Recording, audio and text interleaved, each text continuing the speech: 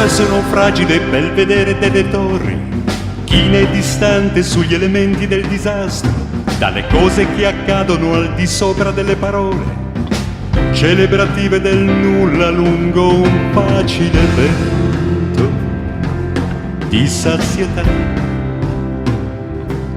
di impunità. Sullo scandalo metallico di armi in uso e in disuso, a guidare la colonna di dolore e di fumo che lascia le infinite battaglie al calar della sera. La maggioranza sta,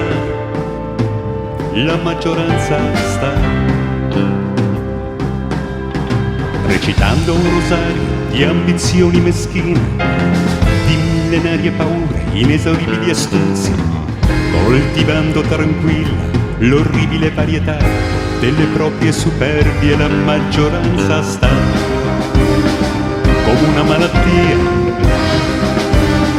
come una sfortuna,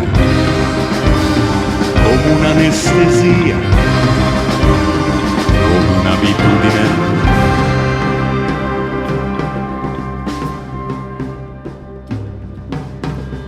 Per chi viaggia in direzione ostinata e contraria, col suo marchio speciale di speciale disperazione, e tra il vomito dei respinti muove gli ultimi passi per consegnare alla morte una goccia di splendore, di umanità,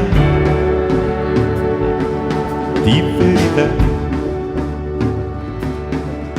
Per chi ad Acapapuro la lebbra con uno scettro posticcio e seminò il suo passaggio di gelosie devastatrici e di figli con improbabili nomi di cantanti di tango in un vasto programma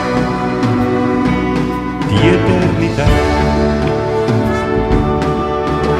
Ricorda, Signore, questi servi disobbedienti alle leggi del branco.